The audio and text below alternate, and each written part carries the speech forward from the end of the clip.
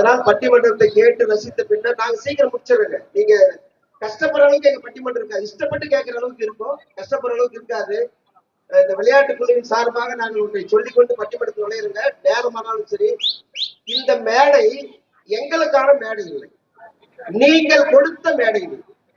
நீங்கள் எங்களை உட்கார வைத்திருக்கிறீர்கள். யாருக்கேனும் அந்த எண்ணம் இருந்தால் தயவு செய்து மன்னித்து விடுங்கள், மறந்து விடுங்கள். இது நமக்கான ஊர், நமக்கான விளையாட்டு, நமக்கான நிகழ்வு. நாம் அனைவரும் இதில் பங்கேற்கக்கூடிய தகுதி உண்டு. என்னவென்றால் அடுத்த முறை யாருக்கேனும் விருப்பம் இருந்தால் முதலிலே தகவல் தாருங்கள். அத்தனை பேரும் பேசலாம், விடிய விடிய பேசலாம், தப்பெல்லாம் ஒண்ணும் கிடையாது. அப்படி இருந்தா யாருக்கேனும் மனமாச்சரியங்கள் இருந்தால் மனம் விட்டு பேசுங்கள். இது 60 ஆண்டில் துவக்கப்பட்டதல்ல, 600 ஆண்டானாலும் இந்த நிகழ்வு தொடர்ந்து கொண்டே செல்ல வேண்டும் என்ற ஒரே ஒற்றை குறிக்கோளோடு அனைவரும் விட்டு கொடுத்து பயணிப்போம். கூத்தப்பாடியை உலகெங்கும் கொண்டு சேர்ப்போம் என்று வேண்டிக் கொண்டு, யாரை பேச அழைத்தால் சரியாக இருக்கும். கிருஷ்ணன் எங்கே இருக்கிறாரோ அந்த அணி துவங்கினால்தான் சங்கு சக்கரம் சுழலும் என்ற காரணத்தினால் இவர் உழைத்து கலைத்து ஓடாய் இழைத்து, உழைத்து கலைத்து ஓடாய் இழைத்து, குடும்ப நிலையை நினைத்து தொழிலில் முழு மனதை வைத்து உழைத்து கொண்டிருக்கக்கூடிய தம்பி உண்மையான ஒழுக்கமான ஒரு மாணவன் என்றால் நம்ம ராஜீவ்காந்தி. அவர் நெருக்கடியே என்ற அணிக்காக தன்னுடைய வாதத்தை முன்வைக்க வருகின்றார். கிரிக்கெட்ல ஓபன் பேட்ஸ்மேனுக்கு ஒரு தைரியம் வேணும். நம்ம ஊர்ல இவ்வளவு பெரிய ஊர்ல நான் ஓபனிங்ல இறங்குற பேசுறேன்னா இவருக்கு தைரியம் அதிகம் தான். பேசுங்க தம்பி. ஒவ்வொரு ஊருக்கும் ஏதாவது ஒரு சிறப்பு, அந்த சிறப்பே அந்த ஊரின் அடையாளமாக மாறிவிடுகிறது. அந்த வகையில் நமது ஊருக்கு சிறப்பும் அடையாளமாக இருப்பது நம் ஊரில் கற்றறிந்த ஆசிரியர் சான்றோர்கள் தான். அதை யாராலும் மறுக்க முடியாது. அப்படி பெருமை மிக்க ஆசிரியர் சான்றோர்கள் நிறைந்த இந்த சபையில் இன்றைய சூழலில் இல்வாழ்க்கை என்பது நெருக்கடியே என்கின்ற தலைப்பில் பேச வாய்ப்பளித்த விளையாட்டு குழுவினருக்கும் நடுவர் ஐயா அவர்களுக்கும் என்னுடைய நன்றியையும் வணக்கத்தையும் தெரிவித்துக் கொள்கிறேன். மற்றும் ஊர் பெரியார்களுக்கும் உறவுகளுக்கும் நண்பர்களுக்கும் குழந்தைகளுக்கும் என்னுடைய வணக்கத்தை தெரிவித்துக் கொள்கிறேன். ஐயா, என்னுடைய வாதத்தை தொடங்குறதுக்கு முன்னாடி எதிரணியில் இருக்கும் பசுபதி மாமாவை பற்றி ஒரு சில வார்த்தைகள் பேச ஆசைப்படுகிறேன். நல்ல விஷயமா பேசுறீங்களா? ஒரு முறை பேருந்து பயணத்தில் போதுதான் எதிர்பாராத விதமாக மாமாவை சந்தித்தேன். அப்பதான் தெரிஞ்சது மாமா ஒசூரில் தான் மருத்துவரா பணியாற்றுகிறார் என்று. என்ன மருத்துவர் அவரு? கால்நடைத்துறை மருத்துவராக, தலைமை மருத்துவராக. தலைமை மருத்துவராக இந்த கூத்தப்பாடி பிள்ளைங்க. Observation very good. அவரு கூட பேசும்போது நமக்குள்ள ஒரு பாசிட்டிவ் எனர்ஜி வந்துடும். அந்த அளவுக்கு உற்சாகமாக பேசுவாரு. அது மட்டும் இல்ல, அவர் விஷயத்துல ஏஜ் வெறும் நம்பர் கூட சொல்லலாம். அவரை பார்த்து நம்மள நிறைய கத்துக்கணும். சரி, போன வாரம் தான் ஏஜ் வெறும் நம்பர் அப்படி சொன்னாரு தம்பி, புரியல. Very good. போன வாரம் ஒசூர் பக்கமா போயிருந்தேன். சரி சரி, நம்ம மாமா தான் ஹாஸ்பிட்டல்ல தானே இருப்பாரு, ஒரு எட்டு பாத்துட்டு வரலாமேன்ட்டு போனேன். போனதான் ஒரே சந்தோஷம். வா மச்சான், எப்படி இருக்க அப்படின்னாரு. நல்லா இருக்கு மாமா அப்படின்னா. சரி, டீ சொல்லி இருந்தாரு. டீ சாப்பிட்டு பேசிட்டு இருக்கிறோம். மாமா, பட்டிமன்ற தலைப்பு வந்துருச்சு பாத்தீங்களா? மச்சான், அதுக்குள்ள தலைப்பு விட்டாங்களா அப்படின்ட்டு செல்ல எடுத்து ஆர்வமா பாக்குறாரு. என்னது என்ற சூழலில் இல்வாழ்க்கை என்பது நிம்மதியா நெருக்கடியா? நிம்மதியே. பழனி சார் பசுபதி. என்னது நிம்மதின்ற தலைப்புல என் பேரை போட்டிருக்காங்க. என்ன மச்சான், நம்ம எல்லாம் நிம்மதியாவா இருக்குங்க?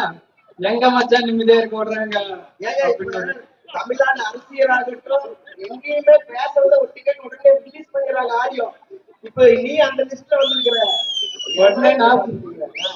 உடனே நான் சொன்னேன், மாமா உங்களுக்கு அங்க நிம்மதியா நெருக்கடியா ரெண்டு ஆப்ஷன் எல்லாம் கேட்கல, நடுவர் ஐயா சரியான தலைப்பு எடுத்து உங்களுக்கு கொடுத்திருக்கிறாரு. என்ன மச்சான் இப்படி சொல்லிட்டேன்றாரு. நான் சொன்னேன், இல்ல மாமா, நீங்க பேசுறது அக்கா முன்னாடி மறந்துடாதீங்க. ஆமா ஆமா மச்சான், நல்ல வேலை, அது சரிதான். சரி, நீயாவது நிம்மதியா பேசு மச்சான் அப்படின்ட்டு வாழ்த்து சொன்னாரு. அந்த வாழ்த்துக்காக தான் இந்த நன்றி பதிவு. பசுபதி மாமாவுக்கு என்னுடைய நன்றியும் வணக்கத்தை தெரிவித்துக் கொள்கிறேன். இப்படி கூட பட்டிமன்றத்துக்கு பாயிண்ட் ப்ரிப்பேர் பண்ண முடியும்னு இப்பதான் நீ சொல்லி இருக்கிற. இனிமே தலைக்கு சொன்னா நம்ம அந்தந்த டீம் கிட்ட போயிடலாம். பேசுங்க. சரிங்க, என்னோட வாதத்துக்கு வரேன். இன்றைய காலத்துல இடையூறு மன்னிக்கணும். பேச்சாளர் பெருமக்களுக்கு பழனிசாருடைய அறிவுறுத்தலின் பேரில் குறைந்த அளவு கால நேரம் ஒதுக்கப்படுகிறது. அது கொஞ்சம் பார்த்துக்காங்க. 7 மணித்துளிகள். இன்றைய இல்லற வாழ்க்கையில நெருக்கடிக்கு முக்கிய காரணம் எதுன்னு பாத்தீங்கன்னா பணம் தாங்க ஐயா. அந்த பணத்தினாலதான் இன்னைக்கு நிறைய பிரச்சனை வருது. தேவை எது, ஆசை எது, இன்னைக்கு யாருக்கு தெரியறதில்ல. தேவைக்கு அதிகமாக ஆசைப்படுறதும் பின்னாடி அந்த ஆசையாலே நிம்மதியை இழக்கிறதும் மனிதனுடைய இன்னைக்கு வாடிக்கையா போச்சுங்க ஐயா. உதாரணத்துக்கு என்ன எடுத்துக்கோங்க ஐயா, உதாரணத்துக்கு மட்டும்தான் ஐயா, உண்மை இல்ல. எங்க வீட்டுல என் மனைவி கேக்குறாங்க, மாமா எனக்கு ஒரு போன் வாங்கி கொடுங்கன்ட்டு. அதுதாங்க தேவை. இல்ல எனக்கு ஆப்பிள் போன் தான் மாமா வேணும்ன்றாங்க. அதுதாங்க ஆசை. ஆமாங்க ஐயா. இந்த மாதிரி நிறைய உதாரணம் சொல்லலாங்க ஐயா. இன்னைக்கு ஒரு குறைஞ்சது ஒரு சின்ன உங்களுக்கு புடவை எடுப்பதுல நெருக்கடி வந்துச்சா ஐயா? என் வாழ்க்கையில் நெருக்கடி ஏற்படுத்துறாங்க. இன்னைக்கு இந்த மாதிரி நிறைய உதாரணத்தை சொல்லலையா. ஒரு குறைஞ்சபட்ச பணம் இருந்தா போதையா, அதை வச்சு மனசு நிறைய ஆசையை வளர்த்து பெரிய பெரிய பொருளெல்லாம் ஈஸியா வாங்கிடுறாங்க. முன்பணம் கட்டிட்டு இஎம்ஐ, கிரெடிட் கார்டு, இப்படி நிறைய ஆப்ஷன் இருக்குதுங்கய்யா. அது மூலம் வாங்குற பொருள்னால அவங்களுக்கு பின்னாடி பெரிய நெருக்கடி இருக்குதுங்கய்யா. அந்த பணத்தை கடனை கட்ட முடியாம தவறான பாதைக்கு, மதுக்கும், வீட்டுல பிரச்சனை, இந்த மாதிரி இதுக்கெல்லாம் அடிமையாடுறாங்கய்யா. அதுக்கு மேல அந்த குடும்பத்துல நிம்மதி இருக்காதுங்கய்யா. ஒரு குடும்பத்துல நிம்மதி, இல்லறத்துல நிம்மதி இருந்தாதாங்கய்யா அந்த குடும்பம் நல்லா இருக்கும். அந்த குடும்பம் நல்லா இருந்தாதான் சமுதாயம் நல்லா இருக்கும். அந்த சமுதாயம் நல்லா இருந்தாதான் நாடு நல்லா இருக்கும். அடுத்ததா பாத்தீங்கன்னா உறவுகள், கணவன் மனைவிக்கிடையே சகிப்புத்தன்மையும் அவங்களுக்குள்ள விட்டு கொடுக்குற அந்த மனப்பான்மை இல்லாதனால நெருக்கடி இருக்குதுங்க. அது என்னன்னு பாக்கலாங்கய்யா. கல்லானாலும் கணவன், புல்லானாலும் புருத்தன். இது இந்த காலத்துக்கு இல்லையா, அந்த காலத்துல. ஆமா ஆமா, அந்த காலத்துல இப்படிதான் வாழ்ந்துட்டு வந்தாங்க. ஆனா இன்னைக்கு கணவனுக்கு சோத்துல வெச வைக்கிறதா, மனைவி தலைமையில கல்ல தூக்கி போடுறதா, வீட்டு நெருக்கடியில குழந்தைங்களுக்கு வெச வச்சு சாகடிச்சு தற்கொலை பண்ணிக்கிறதா சாதாரணமா நடக்கிறது ஒண்ணுங்கய்யா. தினசரி நியூஸ் பேப்பர்ல நம்ம எல்லாருமே பாக்குறதுங்கய்யா. இதை யாராலும் மறுக்க முடியாது. இதுக்கெல்லாம் காரணம் நெருக்கடி தாங்கய்யா. அடுத்ததான் பாத்தீங்கன்னா ஆசை 60 நாள், மோகம் 30 நாள். இதே கூட இன்னைக்கு யாரும் முழுசா அனுபவிக்கிறது இல்லைங்கய்யா. அதுக்குள்ள நீதிமன்ற வாசலுக்கு வந்துடுறாங்கய்யா விவாகரத்துன்னு சொல்லிட்டு. இதுல படிச்சவன் படிக்காதவன், ஏழை பணக்காரன், எந்த வித்தியாசமும் இல்லைங்கய்யா. இன்னைக்கு சினிமா பிரபலம் கூட விவாகரத்துன்றது ஒரு பேசலா போச்சுங்கய்யா. எல்லாருமே நீதிமன்ற வாசலுக்கு வந்துடுறாங்கய்யா. ஏய், அந்த குடும்பத்துல நெருக்கடி, அவங்களுக்கு புரிதல் இல்லை, விட்டு கொடுக்குற மனப்பான்மை இல்லையா. இதேதான் சொல்லியிருக்காருங்க அவ்வியாரு. இல்லறம் அல்லாது நல்லறம் அன்று. அதாவதுங்கய்யா, நீரில்லா நதி, மலையில்லா வயல்வெளி, பூத்து காய்க்காத மரங்கள், மனம் வீசா மலர்கள், தந்தியில்லா வீணை, தந்தமில்லா யானை, இதெல்லாம் எப்படி இருந்து பயனற்றதோ அத மாதிரி கணவன் மனைவி என்ற உறவு சேர்ந்து வாழாமல் வாழ்ற வாழ்க்கை அவங்க வாழ்ந்தும் பயனற்றதுங்கய்யா. இன்னைக்கு குடும்ப உறவுகளுக்குள்ள இது நெருக்கடி வர்றதுக்கு காரணம், இல்லறத்தில் நெருக்கடி வர்றதுக்கு காரணம் தனி குடித்தனமும் ஒரு காரணங்கய்யா. அன்னைக்கு கூட்டு குடும்பத்துல வாழ்ந்ததுனால அதுல இருக்கிற ஆணுக்கும் பெண்ணுக்கும் உறவுகளுடைய முக்கியத்துவம் தெரிஞ்சதுங்கய்யா. அதனால அவங்களுக்கு உறவுகள் எந்த ஒரு இதுல பக்கபலமா இருந்தாங்கய்யா. ஆனா இன்னைக்கு தனி குடித்தனத்துல வாழ்றதுனால அந்த உறவுகளுடைய அவசியம் அவங்களுக்கு தெரியறதில்லையா. கணவன் மனைவியா போயிட்டு அந்த இடத்துல மாமியார் மாமனார் என்ற இடத்துல போகும்போது அவங்களுக்கு எல்லாமே சின்ன சின்ன பிரச்சனை கூட நெருக்கடியா தெரியுதுங்கய்யா. அந்த நெருக்கடினால நிம்மதியா தொலைச்சிடுறாங்கய்யா. அதனால இன்னைக்கு இருக்கிறது வாழ்க்கை, இல்லற வாழ்க்கையில நெருக்கடியே அதிகம் என கூறிக்கொண்டு பேச வாய்ப்படி இருந்த அனைத்து நல்ல உள்ளங்களுக்கு நன்றி கூறி விடைபெறுகிறேன். சரியா 8:59 ஆரம்பிச்சு 9:06 முடிச்சுட்டாரு. 7 நிமிடம் எந்த விதமான குறிப்பும் இல்லாமல் இந்த தம்பி பேசல. ஒரு பேப்பர்ல கூட இல்லாம குறிப்பு எல்லாம் பேசுறாரு. அருமையா பேசியிருக்காரு. தனி குடித்தனம் எந்த வகையில் நெருக்கடி தருகிறது? அவர் சொன்னப்போ ஒரு ஞாபகம் வந்தது. ஒருவருக்கு 2 பசங்க, நல்ல 2 பேரும் என்ஜினியரிங் படிச்சுட்டு நல்ல ஹை லெவல்ல போஸ்டிங்ல இருக்காங்க. பெரியவன் வேலை வாங்கி கல்யாணம் பண்ண உடனே வந்து சொன்னோம், அப்பா இனிமே நான் உங்களுக்கு பாரமா இருக்க விரும்பல, நான் நாளைக்கே என் மனைவியை கூட்டிட்டு நான் டவுனுக்கு போயிடுறேன். அடப்பாவின்னு அவர் அப்படியே அசைஞ்சு போய் உட்காந்துட்டாரு. சரி, சின்ன பையன் இருந்தா அவனுக்கு வளர்த்து கல்யாணம் பண்ணாரு. அவன் கல்யாணம் அடுத்த நாள் வந்து சொன்னான், அப்பா அண்ணன் மாதிரி நான் நன்றி கெடுத்தனமா இருக்க மாட்டேன், புரியுதா? நான்லாம் ஒண்ணு வீட்டை விட்டு போக மாட்டேன், நான் இங்க இருந்துக்கிறேன், நீங்க வீட்டை விட்டு வெளியில கிளம்புங்கண்ணா. அதுதான் அந்த தனி குடித்தனத்தினுடைய தன்மையை சொன்னாரு. ஔவையாரின் கருத்துக்களை இந்த அவையில் வைத்திருக்கிறார். அந்த அணி இப்பொழுது ரொம்ப உயர்ந்து நிற்கிறது. அவருக்கு இந்த அரங்கம் இருந்த கைத்தட்டலை பாராட்டுகளாக தெரிவித்து, நம்ம ஊரில் எல்லோரும் திறமசாலிகள் என்பதற்கு இது ஒரு உதாரணம். இதோ இவருக்கு பதில் சொல்ல ஒருத்தர் வேணும் இல்லையா?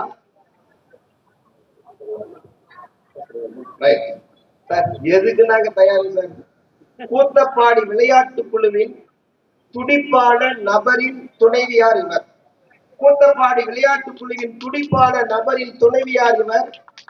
அள்ளி கொடுப்பதில் வல்லவர்கள்.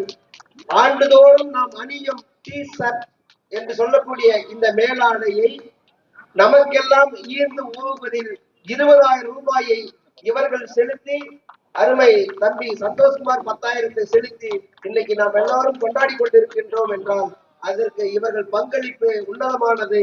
அந்த நண்பர் தாமுவின் சார்பாக அவருடைய துணைவியார் செம்மலர் அவர்கள் வாழ்க்கை நெருக்கடி அல்ல, நிம்மதியே நிம்மதியே என்று சொல்வதற்காக வருகிறார். உங்கள் சார்பாக அவரை அன்போடு அழைக்கின்றோம். வாழ்மா.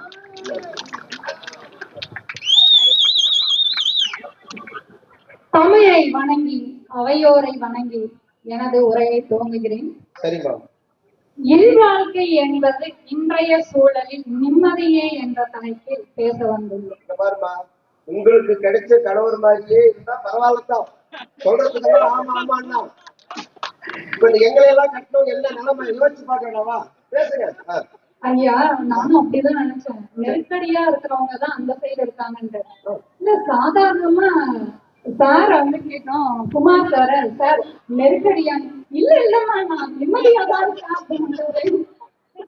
சார் எந்த தலைப்புல பேச போறீங்க அப்படின்னு கேட்டோம். இதுல இருந்தே தெரியுது எல்லாரும் நிம்மதியாதான் இருக்கிறோம். ஆனா இதுல இருந்து எனக்கு ஒண்ணு தெரியுது, நடுவர்கிட்ட யாரும் இதுவரை பேசவே இல்லை. நடுவர்கிட்ட ஆனா ஒவ்வொரு அணியும் பேசிருக்கிறாங்க. நீங்க ஒழுங்கா எதை மட்டும் பேசுறீங்க? பேசுங்கம்மா. இல்வாழ்வான் என்பான் இயல்புடைய மூவர்க்கும் நல்லாற்றின் நின்ற துணை. இல்வாழ்வான் இல்லத்தில் வாழ்பவன் அப்படிங்கிறவன் 3 பேருக்கும் துணையாக நிற்பவன். இது ஆண்மகனை, அதான் ஆண்மகனை பெரும்பாலும் அவர்களை மையமாக வைத்தே பாடப்பட்ட பாடல்கள் எல்லாம். அதுல ஆண்மகன் இல்வாழ்க்கையை நடத்தக்கூடிய ஆண்மகன் என்பவன் அவனுடைய பெற்றோர், அவனுடைய மனைவி, அவனுடைய பிள்ளைகள், உறவினர்கள், இவர்கள் அனைவரையும் பேணி பாதுகாப்பவன் இல்வாழ்வான் அப்படின்னு சொல்றோம். இந்த குடி இல்குடி அப்படிங்கிற சொல் எல்லாமே ஒரு கணவனும் மனைவியும் சேர்ந்து வாழும் போது உருவாகிய சொல். அது இல்லம் குடி. அந்த வார்த்தை சொல்லுங்க. குடி குடி எனக்கு காது கேட்கல, அதுக்குதான் நல்ல வார்த்தையா இருக்குது ஐயா. குடி என்றால் குடி ஆனவன், குடியாக குழுவாக வாழ்பவன் என்ற பொருள் ஐயா. இதுக்குதான் ஆசிரியர்கிட்ட ஒரு கேள்வி கேட்டீங்கன்னா நல்ல விலைக்கு சொல்லுவாங்க. இப்ப எனக்கு விளங்கிருச்சு, நீங்க சொல்லுங்கம்மா. இப்போ வாழ்க்கை அப்படிங்கறது அந்த இல்வாழ்க்கையை நடத்தக்கூடியவன் இத்தனை பேருக்கும் நல்லது செய்யறான்.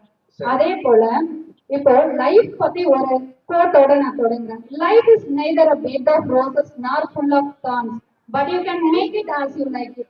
எண்ணம் போல் வாழ்க்கை, எண்ணம் போல் வாழ்க்கை. என்னுடைய எதிரணியினரை பார்த்து சொல்கிறேன், எண்ணம் போல் வாழ்க்கை. அது குறிப்பா நீங்க அப்படியே பாக்குறீங்க. அடுத்ததான் நீங்க யோசனை பண்ணி பாருங்க, ஒரு டிராவல் பண்றது. நான் அதிகமா வெளியூர்களுக்கு டிராவல் பண்ணிருக்கேன். டிராவல் பண்ணி பயணம் செஞ்சு அடுத்த நிமிடம் எங்க நாம வர துடிப்போம்? இல்லத்திற்கு தான் வர துடிப்போம். அப்ப இல்லங்கிறது நிம்மதியா இருக்கிறதுனாலதான் இல்லத்துக்கு வரணும்னு நினைக்கிறோம். இத்தனை பேர் வெளியூர்களில் வேலை பார்க்கும் இத்தனை கூட்டப்பாடியினர் இங்க வந்து குவிஞ்சிருக்காங்கன்னா என்ன காரணம்? இல்வாழ்க்கை நிம்மதியாக இருப்பதனால்தான் இந்த ஊருக்கு வந்திருக்காங்க. இந்த விழாவை அந்த குடும்பத்தினரோடு கொண்டாட வேண்டும் என்ற எண்ணத்தில் தானே. அப்போ இல்வாழ்க்கை நிம்மதியானது தானே. இல்லம்மா, பண்டிகை கொண்டாட வந்திருக்காங்க, அதுல எந்த மாற்று கருத்து இல்ல. ஆனா நிம்மதியா இருக்காங்களாங்கிறது தான் நிறைய பேருக்கு கொஸ்டின் மார்க்கா இருக்கு. அது பேசுங்க பாக்கலாம். நிம்மதியை தேடிதான். இன்னொரு உதாரணம். சரி, இப்போ வெளியே எத்தனை பேர் சிங்கிள் பாய்ஸ் இருக்கீங்க, சிங்கிளா வெளியே நிறைய கேர்ள்ஸ் இருக்கீங்க, ஹாஸ்டல்ல தங்கி படிக்கிறீங்க. இந்த 2K கிட்ஸ் பா, அவங்க பாத்தீங்கன்னா சொன்னா 2K கிட்ஸ் கை தூக்குங்க. சிவலிங்க எல்லாம் ஃபர்ஸ்ட் கை தூக்குற அப்படி. சிவலிங்க எல்லாம் 2K கிட்ஸா பாத்துக்க. ஓகே, இவங்க வீட்டுக்கு வரல, அங்க ஹாஸ்டல்லயே இருக்கீங்க. ஆனா வீட்டுக்கு வந்து நீ சாப்பிட்டியான்ற ஒரு கேள்வி அங்க கேட்காம எவ்வளவு துடிதுடிச்சு போய் இருக்காங்க. இங்க வந்து அந்த சாப்பிட்டியான்ற வார்த்தையை யாரிடமிருந்து கேக்குறாங்க? அவங்களுடைய அண்ணையா இருக்கும், இல்லாட்டி அவங்களுடைய மனைவியா இருக்கும். அந்த வார்த்தை தான் இல்லத்தை தேடி அவர்களை வரவழைக்குது. அப்ப அந்த வார்த்தையை சொல்லுது இல்லையா, அவங்க நிம்மதி இருக்கிறதுனாலதான் மீண்டும் இந்த இடத்தை இல்லத்தை தேடி வருகிறார்கள் அப்படின்றது. அப்புறம் நீங்க வெளியூர்ல போயிட்டு எங்கேயாவது தூங்கி பாருங்க, கட்டாயம் தூக்கம் வராது. அது நெருடலா இருக்கும். ஆனா நீங்க வீட்டுல வந்து தூங்கி பாருங்க, நிம்மதியான தூக்கம் வரும். அப்போ நமக்கு இல்லம் தான் ஒரு நிம்மதியான உறக்கத்தை கொடுக்கக்கூடியது இல்லம் தான். அப்ப இல்வாழ்க்கை கட்டாயம் நிம்மதியானதுதான்.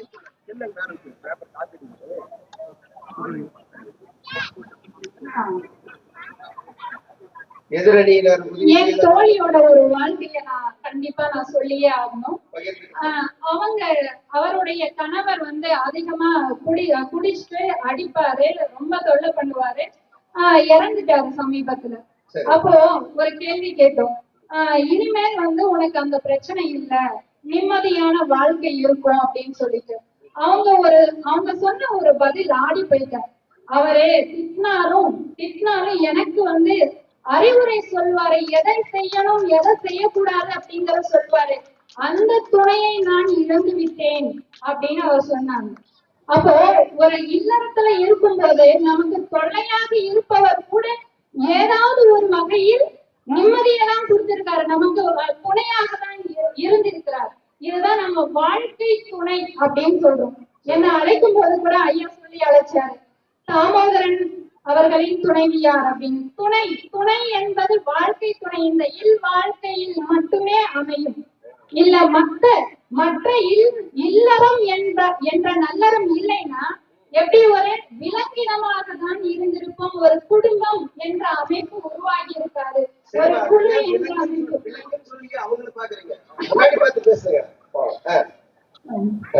அடுத்ததா அறம் எனப்பட்டதே இல்வாழ்க்கை அப்படின்னு சொல்லுவாங்க. அறம் இப்படிதான் நடக்கணும், இதுதான் செய்யணும், இப்படி இருக்கணும் அப்படின்னு சொல்லக்கூடிய அறத்தை பறைசாற்றுவது எது என்றால் இல்லறம் மட்டும்தான்.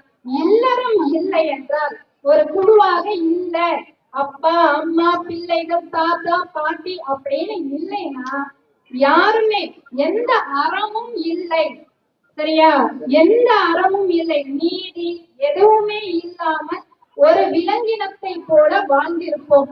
அந்த அறத்தை பறைசாற்றும் இல்வாழ்க்கை எக்காலத்திலும் நிம்மதியிலேயே தரும் அப்படின்னு தான் நான் சொல்றேன் இல்லையா. அடுத்ததான் இன்னும் ஒரே ஒரு செய்தியை மட்டும் நான் தெரிவிச்சு போட்டு நான் விடைபெறுகிறேன். ஐயா, இப்போ இந்த மண்டே மார்னிங் அப்படின்னு ஒரு பியர் இருக்குது. மண்டே மார்னிங் திங்கட்கிழமை காலையில ஆனாலே வீட்டை விட்டு கிளம்புவதனாலே சிரமம். அப்போ நீங்க யோசிச்சு பாருங்க, வீடு அவ்வளவு நிம்மதியை கொடுக்கறதுனாலதான் ஆனா வீட்டை விட்டு வெளியே கிளம்பி நம்ம வேலைக்கு போறதுக்கே சிரமப்படுறோம். அப்போ அந்த நிம்மதி இல்வாழ்க்கை இல்லம் தருகிறது என்பதை உறுதியாக கூறிக்கொண்டு எனக்கு வாய்ப்பளித்த அவையோருக்கு நன்றி. சிறப்பா அவர்களுடைய அணிக்கான வாதத்தை அடுக்கடுக்காக இல் வாழ்க்கை என்றால் என்ன, ஏன் பெங்களூர்ல, ஒசூர்ல, திருப்பூர்ல, கோயம்புத்தூர்ல வேலை செஞ்சுட்டு நல்ல நாள்ல ஏன் கூத்தப்பாடிக்கு வராங்க? இப்படிதான் ஒரு வீட்டுல என்னாச்சு, அவர் வேலை செஞ்சுட்டு இருந்தாரு, காசு அனுப்பல. இந்த மாதிரி ஏதோ பட்டிமன்றம் கேட்டாரு போல இருக்கு. அவர் என்ன பண்ணார்னா, அன்பு மனைவிக்கு கணவன் எழுதுவது, நான் இந்த முறை பண்டிகைக்கு வர இயலாது, என்னுடைய அன்பு முத்தங்கள் 100 பரிசாக அனுப்பி வைக்கிறேன், அதை வைத்து நிம்மதியாக வாழ்க்கையை நடத்துமாறு கேட்டுக்கொள்ளி எழுதியிருந்தார். சரி, இந்த அம்மா ஒண்ணு செய்யல, ஒரு லெட்டர் எழுதி போட்டாங்க. அடுத்த நாளே அந்த ஐயா கிளம்பி வந்துட்டாரு. என்ன லெட்டர்னா, அன்பு கணவருக்கு வணக்கம், நீங்கள் அனுப்பிய 100 முத்தத்தை பெற்றுக்கொண்டேன், பால்காரனுக்கு 10 முத்தத்தை கொடுத்து விட்டு நம்ம கந்தன் வீட்டு செல்வன் கடைக்கு ஒரு 20 முத்தத்தையும், பெண்ணாகக்கூடிய மெத்த கடைக்கு, துணி கடைக்கு எழுத ஆரம்பிச்ச நம்ம அடுத்த நாளே பணம் சம்பாதிச்சதெல்லாம் எடுத்துட்டு நேர கூத்தப்பாடி கொடியாந்துட்டாரு. இந்த மாதிரி நெருக்கடியில கூட வரலாம். ஆனா அவர்கள் சொன்னது உண்மைதான் அருமை பெரியவர்களே, அப்படித்தான் இருக்கு. இந்த பிள்ளைகளுக்கு எது வேணுமா சொன்னாங்க. குடி என்பதற்கு விளக்கத்தை சொன்னார்கள். தமிழில் உள்ள ஒவ்வொரு வார்த்தைக்கும் 1000 அர்த்தங்கள் இருக்கிறது. அதையெல்லாம் இந்த நல்ல நாளில் இது போன்ற நிகழ்வுகளில் கேட்டு நீங்கள் உணர்ந்து கொள்ள வேண்டும் என்று சொல்லி இதோ அவருக்கு பதில் சொல்ல, இப்பொழுது இவர்களை பத்தி முதல்ல ஒண்ணு சொல்லிடணும். இந்த அணியில பேசக்கூடியவன் அருமை தம்பி பேராசிரியர் அசோகன். நம்ம தம்பி அசோகன் பேச வேண்டியது. அவர் காலையில போன் பண்ணி, எனக்கு என்னுடைய மனைவிக்கு குழந்தை பிறக்க இருக்கிறது, வேலூர் சிஎம்சி மருத்துவமனையில டெலிவரிக்காக கொண்டு போறாங்க ஐயா, நான் வர முடியாதுன்னு சொன்னார்.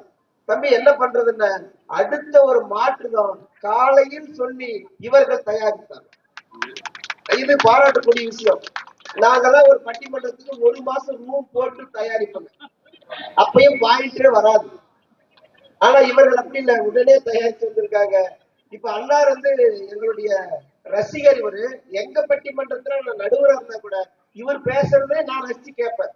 அப்படிப்பட்ட ஒருவர் இப்ப அவரும் உடனடியாக செல்ல வேண்டி இருக்கின்ற காரணத்தினால், இதே நாங்க வெளியில ஊர்ல பேச என்ன தெரியும் சொல்லுங்க, அண்ணார் இப்பொழுது கிளம்பி நாளை தூத்துக்குடியில் நடக்கின்ற ஒரு பட்டிமன்றத்தில் செல்ல இருக்கின்ற காரணத்தினால் இப்பொழுது பேச வருகிறான்னு சொல்லுவாங்க.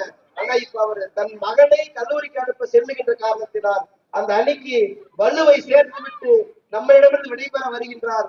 கவிஞர், எழுத்தாளர், சிறந்த பேச்சாளர், நல்ல ஆசிரியர், சிறந்த நண்பர் என்று சொல்லக்கூடிய பரிணாமங்களுக்கு சொந்தம் KV குமார் அவர்களை உங்கள் சார்பாக அழைத்து மகிழ்கின்றோம்.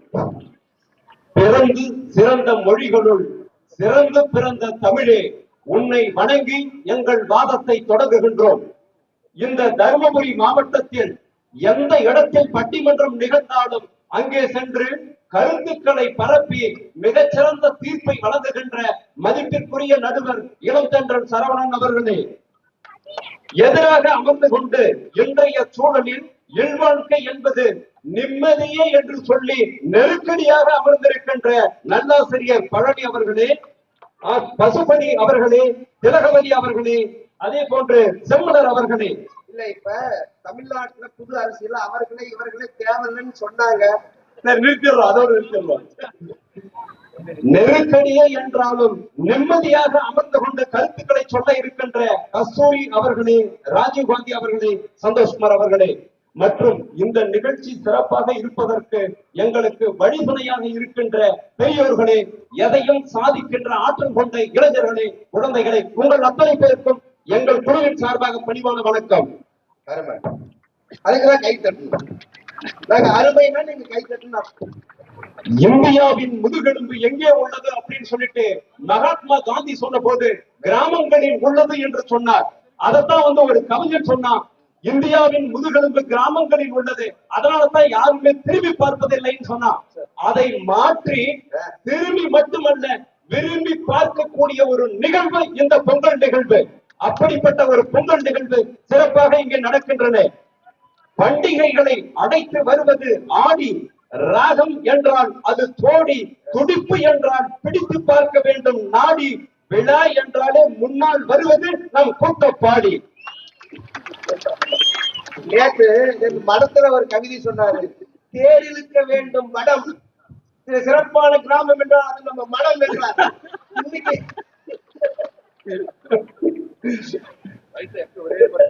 எல்லையில் உள்ள கோடுகள் எல்லாம் எல்லைக்கோடுகள் அல்ல, அவைகள் எல்லாம் இந்த விடுதலைக்காக பாடுபட்ட தியாகிகளினுடைய விழா எலும்புகள் என்று சொன்னார்கள். அப்படிப்பட்ட தேசத்திற்காக பாடுபட்டவர்களினுடைய புகைப்படங்கள் இந்த ஊரில் இருக்கிறது என்று சொன்னால் அதுதான் நமக்கு பெருமை. 23 தியாகிகள் அங்கே இருக்கிறார்கள் புகைப்படத்தில். மகிழ்ச்சி மகிழ்ச்சி, நல்வாழ்த்துக்கள். எல்லாரும் இல்லத்துல நிம்மதி நிம்மதி அப்படின்னு சொல்லிட்டு பேசிட்டு இருக்கிறாங்க. நாங்க சொல்றோம், திருமணம் என்பது என்ன? அறுசுவை உணவிட்டு 5 பூதங்கள் சாட்சியாக 4 வேதங்கள் முழங்க 3 முடிச்சிட்டு 2 மனம் 1 மனம் ஆவதுதான் திருமணம். அந்த திருமணம் இன்னைக்கு எப்படி இருக்குதுங்க பாக்குறோம். ஒருத்தர் வந்தாங்க, வந்த உடனே கேட்டாங்க இந்த மாதிரி, தம்பி நீ ஏதாவது சாமியை கும்பிடுறது பழக்கம் உண்டா? உண்டுங்க. எந்த சாமியப்பா கும்பிடுவேன்? நான் முருகனை கும்பிடுவேங்க. நீப்பா? நான் ஈஸ்வரனை கும்பிடுவேங்க. சரி, ரொம்ப சந்தோஷம். கல்யாணம் ஆயிடுச்சா? கல்யாணம் இப்பதாங்க ஆயிடுச்சு. ரைட், இதுக்கு முன்னாடி அந்த சாமியெல்லாம் கும்பிட்ட, இப்ப எந்த சாமியப்பா கும்பிடுற அப்படின்னு உடனே அவன் சொன்னானா, இப்ப நான் கும்பிடாத சாமியே இல்ல சாமி, எல்லா சாமியும் கும்பிட்டான் அப்படின்னு சொன்னானா. அவனுடைய கஷ்டம் அவனுக்கு. கல்யாணம் ஆயிட்டு அவனுடைய கஷ்டமா இல்ல உங்களுடைய கஷ்டமா கூட இருக்கலாம். கல்யாணம் ஆயிட்டு அந்த அம்மா வந்து கொண்டு வந்து சாப்பாடு கொண்டு வந்து வைக்கிறாங்க தட்டுல. அந்த சாப்பாடை எடுக்கிறான், எடுத்து சாப்பிடுறான். சாப்பிட்ட உடனே கண்டு பல்லுல வந்து மாட்டிடுச்சு. உடனே சொன்னான், 2 கண்ணு நல்லா இருக்குது தானே, சாப்பிட்டு சாப்பாடு நல்லா வைக்க வேண்டாம் அப்படின்னு. உடனே அந்த அம்மா சொல்லிச்சான், 32 பல்லு நல்லா இருக்குது தானே, பார்த்து மெல்லக்கூடாது அப்படின்னுச்சா அந்த அம்மா. இதையாவது பரவாயில்லை. இன்னொரு வீட்டுல போச்சா, இந்த பாருங்க அப்படின்னு சொல்லிட்டு இந்த மாதிரி பண்டிகைக்கு நல்ல சமையல் எல்லாம் செஞ்சு கொண்டு வந்து வைக்கிறாங்க. வச்சுட்டு பக்கத்துல நின்றுச்சான் அந்த அம்மா, இந்த பாருங்க சாப்பாட்டுல நான் புளி அப்படின்னு சொல்லிச்சான்.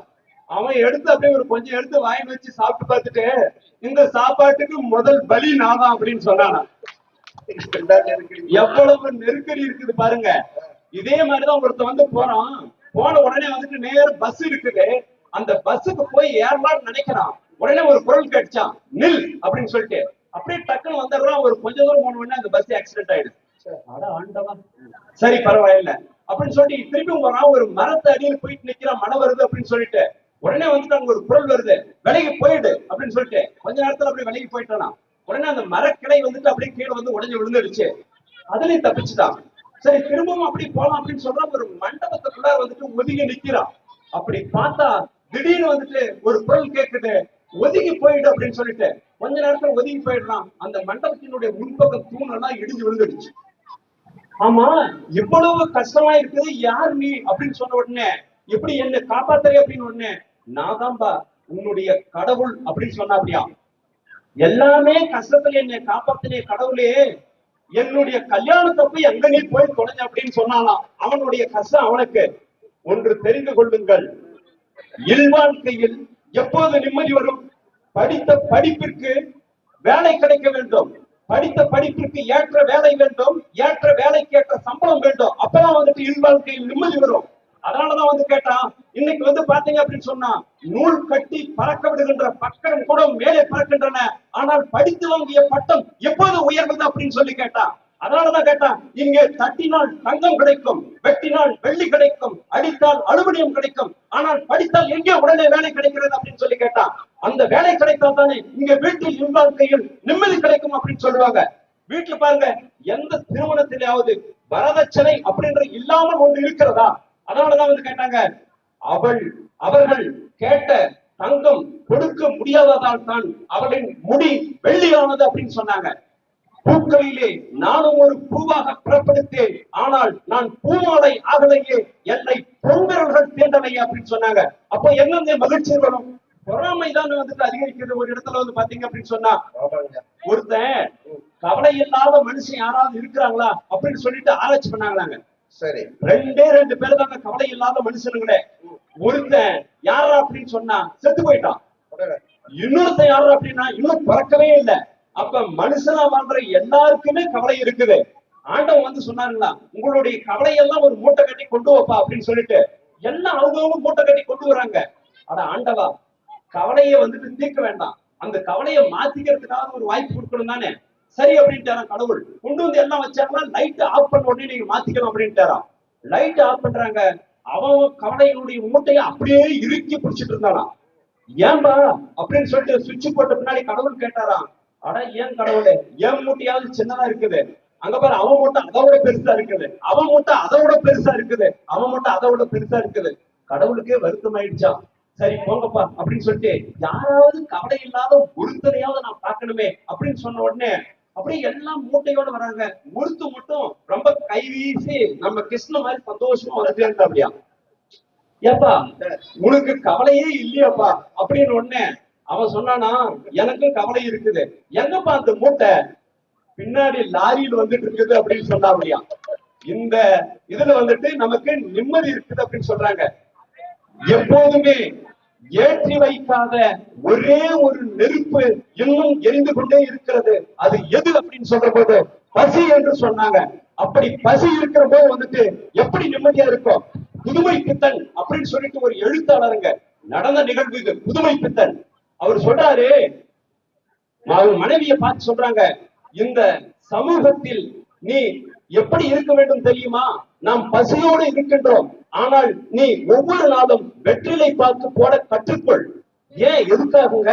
நீ வெற்றிலை பாக்கு போட கற்றுக்கொண்டால் பக்கத்தில் உள்ளவர்கள் என்ன சொல்லுவாங்கன்னா, நீயும் சாப்பாடு சாப்பிட்டாய் என்பதை இந்த உலகம் அறிந்து கொள்ளும், அதற்காக நீ வெற்றிலை பாக்கு போட கற்றுக்கொள் அப்படின்னு சொன்னாங்களா. அதுக்கு அந்த அம்மா பதில் எழுதுனாங்களாங்க, நான் வெற்றிலை பாக்கு போட கற்றுக்கொள்வேன், ஆனால் தினமும் வெற்றிலை வாங்குவதற்கு எனக்கு ஏது பணம் என்று கேட்டதா. எங்கே உள்ளது நிம்மதி? நீங்களே சொல்லுங்கள். லஞ்சம் இல்லாத உடம்புண்டா? இன்னைக்கு வீட்லயே வந்துட்டு பாத்தீங்க அப்படின்னு சொன்னா, இந்த வீடு சிறப்பாக இருக்கணும் அப்படின்னு சொன்னா சமூகம் நன்றாக இருக்கணும், சமூகம் நன்றாக இருக்கணும்னா நாடு நன்றாக இருக்கணும். அப்பதானே வந்துட்டு நம்ம மகிழ்ச்சி இருக்கும். ரெண்டு அரசியல்வாதிங்க ஒன்னா சந்திச்சாங்களாங்க. அமெரிக்கா நாட்டினுடைய அரசியல்வாதியும் நம்ம அரசியல்வாதியும் ஒன்னா சந்திச்சாங்களா. அமெரிக்காக்கார அரசியல்வாதி கூப்பிட்டோம் நம்ம அரசியல்வாதியை பார்த்து, பாப்பா எங்க நாட்டை வந்து பாருப்பா அப்படின்னு போய் பாக்குறாரு. ஒரு பிரம்மாண்டமான மாளிகை. ஏங்க எப்படி இதை கட்டினீங்க? இந்த பார் அங்க ஒரு பாலம் தெரியுதா? தெரியுதுங்க, அதுல கட்டினதுதான் இந்த வீடு அப்படின்னாராம். ரொம்ப சந்தோஷம் அப்படின்னு சொல்லிட்டு அடுத்து ஒரு 5 வருஷத்துல அவரு நம்ம நாட்டுக்கு கூப்பிட்டு வந்து நாங்க அப்படின்னு சொன்னாராம். அதை விட பிரம்மாண்டமான மாளிகையை கொண்டு வந்து காமிச்சு அவரை பார்த்த உடனே அந்த அமெரிக்க அரசியல்வாதி ஆச்சரியப்பட்டாராம். ஏப்பா நான் கூட 2 அடுக்குல கட்டினேன், நீ 10 அடுக்கு கட்டிருக்கிற, எப்படி கட்டின அப்படின்னு உடனே அவரு சொன்னாராம், அதோ அங்க ஒரு பாலம் தெரியுதா? தெரியலையே, அதுல கட்டினம் தான் இது அப்படின்னு சொன்னாராம். எங்கு பார்த்தாலும் இப்படி இருந்தால் எங்கே இருக்கும் மகிழ்ச்சி, எங்கே இருக்கும் நிம்மதி? வெள்ளடிக்கிறாங்க. அதுக்காக வந்து சொல்லிட்டு இருக்கிற நிம்மதிக்காக கோயில் போகிறோம். அந்த கோயிலுக்கு போகும்போது கூட செருப்பு விடும்போது கூட பாதுகாப்பு இல்லைங்க. ஒருத்தன் செருப்பு விட்டானா, செருப்பை விட்டுட்டு பக்கத்துல ஒரு போர்டு எழுதணும், எல்லாம் காணாம போயிடுதுன்னு சொல்லிட்டு, நான் ஒரு பாக்ஸிங் சாம்பியன், யாரும் செருப்பை தொட வேண்டாம். உடனே போய் சாமி கும்பிடுறான். சாமி கும்பிட்டு கொஞ்ச நேரத்துல வெளியே வரான், செருப்பு காணாம போயிடுது. அங்க வந்துட்டு ஒரு போர்டு வச்சுட்டு இருக்கிறாங்க, இந்த செருப்பை எடுத்தது நான் தான், உன்னால் பிடிக்க முடியாது, நான் ஒரு அத்லெட்டிக் சாம்பியன் அப்படின்னு சொல்லிட்டு எழுதி வச்சுட்டு இருந்தானா. மகிழ்ச்சிக்காக ஒரு பையன் எழுதிட்டு இருக்கிறாங்க, மகிழ்ச்சிக்காக மதுவை குடிக்கின்றவர்களே, நீங்கள் குடித்த பிறகு உங்களினுடைய மகிழ்ச்சியை தானே அந்த மது குடிக்கிறது அப்படின்னு சொல்லிட்டு ஒரு பையன் எழுதுறாங்க. இன்று நீ குடித்து விட்டாய், உன்னால் நான் காலி, ஆனால் உனக்குள் நான் வந்து விட்டேன், இனி என்னால் நீ காலி அப்படின்னு சொல்லிட்டு ஒரு மது பாட்டில் எழுதுற மாதிரி. அதனாலதான் கவிஞன் எழுதுனா, நேற்று சபதங்களின் காரணமாக மது கோப்பைகளை உடைத்து விட்டேன், இன்று மது கோப்பைகளின் காரணமாக என் சபதங்களையே உடைக்கிறேன் அப்படின்னு சொல்லிட்டு ஒருத்தர் எழுதுனா. இன்றைய சூழலில் மட்டுமல்ல, என்றைய சூழலிலும் இதயத்தில் என்னென்ன வேட்கை, இது இடைவேளை இல்லாத வாழ்க்கை, வாழ்வோடு போராட்டம் இங்கே, இதில் வாழ்கின்ற நிமிஷங்கள் எங்கே அப்படின்னு சொன்னாங்க. வாழ்க்கையே ஒரு திருவிழா தான். அந்த திருவிழாவில் நாம் தொலைந்து போகாமல் நிம்மதியாக வாழ வேண்டும் என்றால் இந்த நெருக்கடிகளை எல்லாம் தாண்டித்தான் வர வேண்டும் என்று சொல்லி நல்வாய்ப்புக்கு நன்றி கூறி விடைபெறுகிறோம். நன்றி, வணக்கம்.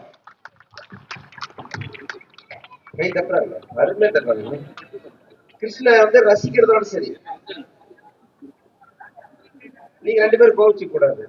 பக்கத்துல இருந்தா கை கொடுப்பேன். நாங்க குழுவிற்கு நாங்க எப்பயும் அப்படிதான் கை கொடுத்துக்கிறது. அற்புதமான பேச்சு.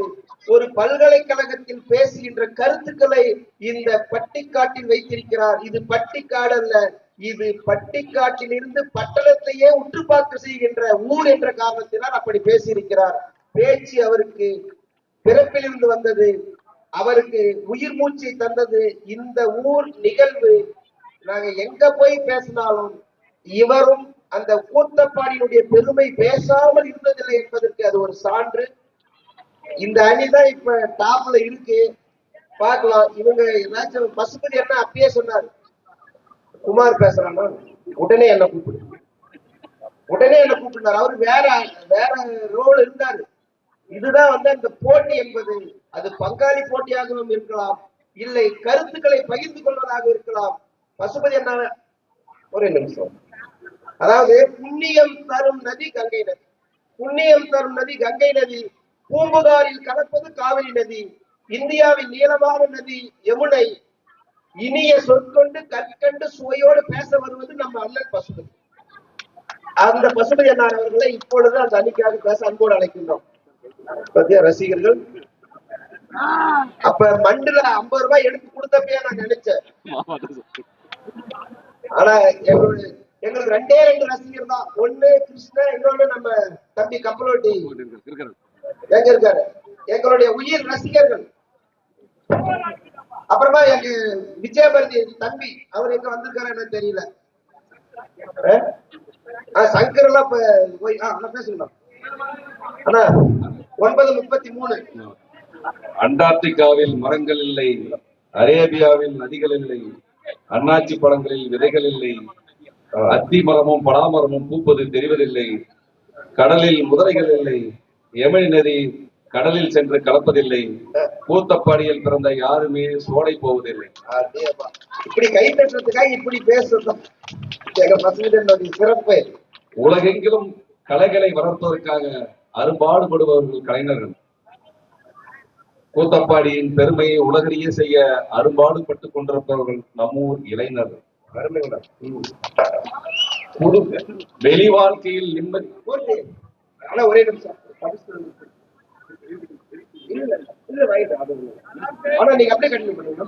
இந்த மிகச்சிறந்த இளைஞர்களை கொண்டுள்ள இந்த ஊரில் நடைபெற்றுக் கொண்டிருக்கிற பட்டிமன்றத்திற்கு நடுவராக பொறுப்பேற்றுக் கொண்டிருக்கிற அருமை தம்பி டிவி புகழ் இளந்தென்றல் சரவணன் அவர்களே.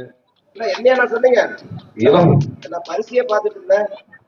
இதோ ஊர் மக்கள் தருகின்ற பரிசோடு நமது பிஜேபி சேர்ந்த சசிகுமார் அவர்கள் எங்கள் பட்டிமன்ற குழுவிற்கு ஹீரோ பெண் பரிசாக வழங்கி இருக்கிறார். அவருக்கு எங்கள் குழுவின் சார்பாக நன்றி, வாழ்த்துக்கள். சசிகுமாருக்கு நன்றி. அது அண்ணாருக்கு வழங்கப்பட்டதா? பேசுங்க. குடும்ப வாழ்க்கையில் நிம்மதி என்ற இல்வாழ்க்கையில் நிம்மதியே என்ற எங்களுடைய அணியினுடைய தலைவர் பழனி அவர்களே, ஏனைய பேச்சாளர் அவர்களே, நெருக்கடியே என்கின்ற பேச்சாளர் அவர்களுக்கும், ஊர் பெரியவர்களுக்கும், தாய்மார்களுக்கும், மீண்டும் ஒரு முறை இளைஞர்களுக்கு என்னுடைய பணிவான வணக்கங்களை தெரிவித்துக் கொண்டது. ஏதாச்சும் எலெக்ஷன் நிக்கிற மாதிரி ஐடியா இருக்கா? இருக்கு. இல்ல பேசுறது பார்த்தா அப்படிதான் இருக்கு. எதிர் வாழ்க்கையில் பல்வேறு இடங்களிலே நாம் தொழில் செய்கின்ற இடங்களிலே, வேலை செய்கின்ற இடங்களிலே, தோட்டத்திலே, விவசாயத்திலே கடுமையாக உழைத்து களைத்து போய் நாம் வீட்டுக்கு வரும்போது வீட்டில் தான் நமக்கு நிம்மதி கிடைக்கிறது, வெளியில் தான் நமக்கு நெருக்கடி இருக்கிறது. வாழ்க்கையில் எதிரணியர்கள் பேசுவது எப்படி என்றால், மதியம் இருந்து சாயங்காலம் நல்லா தண்ணி அடிக்க வேண்டியது, பல்வேறு சரக்குகள்லாம் சேர்த்து அடிச்சுட்டு சாயங்காலம் போய் கபாபு போடுற இடத்துல, அங்கிள் கபாப்ல அஜினோமோட்டோ இதெல்லாம் மிக்ஸ் பண்ணிருக்கீங்களா அங்கிள், இவங்க கேட்கறது. வாழ்க்கையில வெளியில் தான் நமக்கு எப்பவுமே தொல்லை, இல்லறம் தான் நமக்கு நிம்மதி. அது நமக்கு சரிண்ணா. இல்ல இது புதுசு எங்களுக்கு.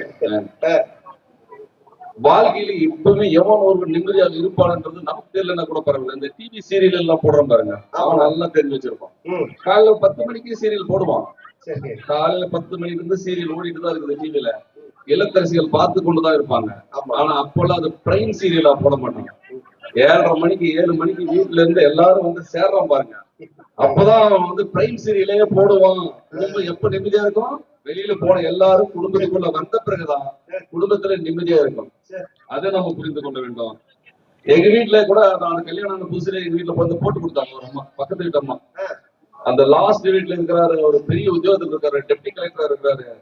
அவரு வீட்டுக்கு வந்தாருன்னா வீட்டுல இருக்க அந்த அம்மாவுக்கு ஹவுஸ் ஒய்ஃப் காபி போட்டு தராரு, ஸ்நாக்ஸ் கொடுக்குறாரு. சாயங்காலம் அவரு டெப்டி கலெக்டர், உங்க வீட்டுக்காரர் ஒரு டப்பா உத்தியோகத்துல இருக்கிற, அப்படியே ஒண்ணுமே இல்ல, வந்தா பயங்கரமான அதிகாரம் பண்ற அப்படி விட்டு நீ நம்ம பயந்து ஓடி போய் டீ கொடுக்குறேன்ட்டு உண்மைதான் சொல்லிக்கிறாங்க. அன்றைய சூழலா இருந்தா இப்படிதான் பண்ணிருப்பாங்க. அவங்க எங்க வீட்டுல என்ன பண்ணிருப்பாங்க, ஆமான்னு பயந்துருப்பாங்க. ஆனா அவங்க சொன்னாங்க பாருங்க, எங்க வீட்டுல சாதாரணமா எடுபடியா இருப்பாரு வேலை. அவர் காலையில இருந்து ஆபீஸ்ல கஷ்டப்படுறாரு. அவர் 1008 பேருக்கு டீ போட்டியா, எழுதுனியா, நோட் பண்ணியா, அது பண்ணி இது பண்ணான்னு கேட்கிற கேள்விக்கெல்லாம் பதில் சொல்லுவாரு. அவர் அங்க அவ்வளவு கஷ்டப்பட்டு வராது. அதனால நான் வீட்டுக்கு வந்து அவரே நாங்க அன்பா கவனிச்சுக்கோங்க. ஆனா அந்த சப் கலெக்டர் அப்படி இல்லை. அவனே சஸ்பெண்ட் பண்ணியான், அவன் வேலைக்கு போனான், அவன் அங்க என்ன பண்ணிட்டு இருக்கான், தூள் கிளப்ப வருது அதிகாரம். அவருக்கு அன்பு செலுத்துறதுக்கு நேரம் இல்ல. வீட்டுக்கு வந்ததுமே அவர் என்ன பண்ண முடியும், குழந்தைங்களோடய அன்பு, மனைவியோட அன்பு செலுத்துவார் அவர். இதுக்குதான் ரெண்டுக்குள்ள வித்தியாசம்னு சொன்னா எப்படி நிம்மதியா இருக்கா நம்ம ஃபேமிலி? இதுதான் நிம்மதியா இருக்கான அறிகுறி.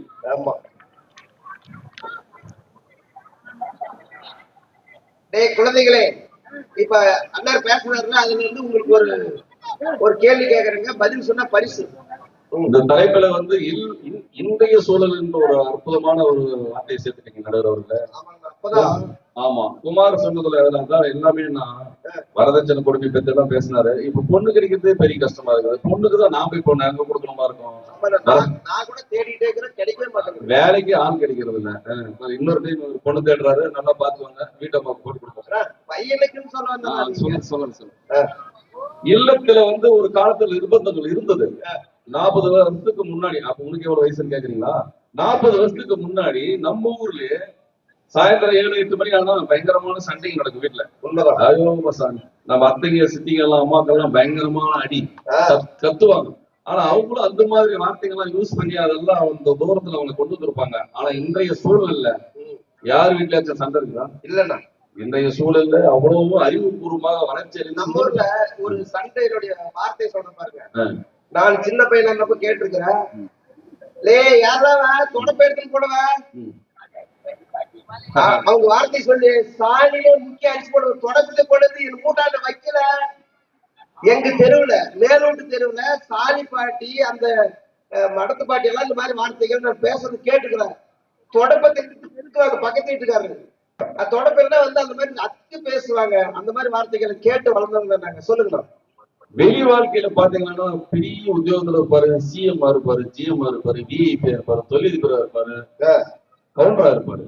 வாழ்க்கைக்குள்ள வந்துட்டீங்களா நீங்க உங்க வீட்டு குடும்ப தலைவர், அவ்வளவுதான். எல்லாரும் சமமா, எங்க ஒரு மனிதனுக்கு சமமான மரியாதை கிடைக்கும்னா வாழ்க்கையில மட்டும்தான் கிடைக்கும். அடிமட்ட தொண்டனாவும் இருப்பான், அவரே சிஎம்மாவும் இருப்பாரு. அவங்க வீட்டுக்கு போயிட்டாருன்னா அவர் சட்டை கலந்துனாருன்னா அவரு ஒரு குடும்ப தலைவர், நாம நம்ம வீட்டுல ஒரு குடும்ப தலைவர். இதுக்கு ஈக்குவலானது உலகத்துல இல்ல. இந்த குடும்ப வாழ்க்கை நெருக்கடின்னு சொல்லிட்டு குமார் மாதிரி ஆளுங்கெல்லாம் சேர்ந்து ஒரு டைம் பண்ணாங்க.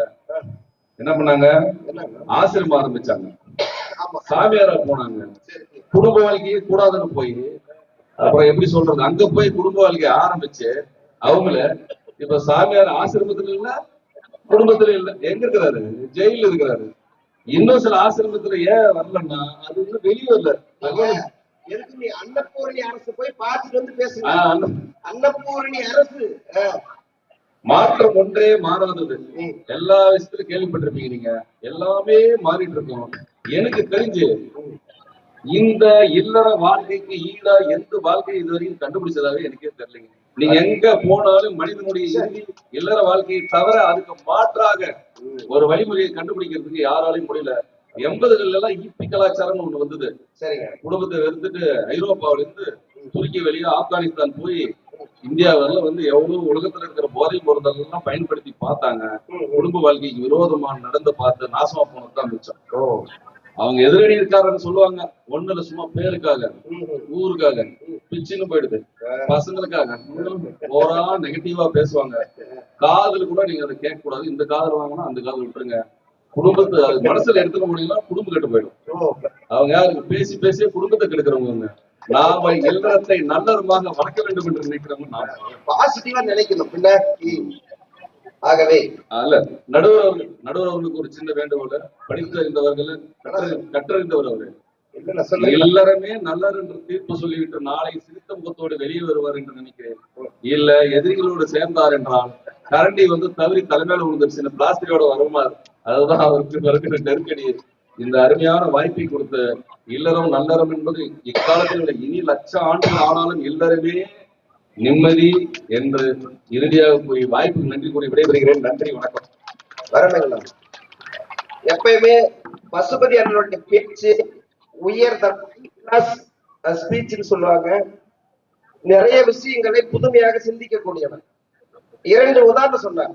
அதிகாரத்தில் இருப்பவர்கள் தான் பணிபுரிகின்ற இடத்தில் அதிகாரத்தை செலுத்திவிட்டு அன்புக்கு ஏங்கி இல்லத்திற்கு வருவதும், இல்லத்திலே அதிகாரத்தை செலுத்துபவர்கள் வெளியிலே அன்புக்காக இயங்குவதும் இயல்பான ஒன்று. அதை படம் பிடித்து காட்டினார். அற்புதமாக இயல்பா பேசினார். எதிரணிய ஒரு சாடி கொஞ்சம் அமர்ந்து உட்கார வச்சுட்டாரு.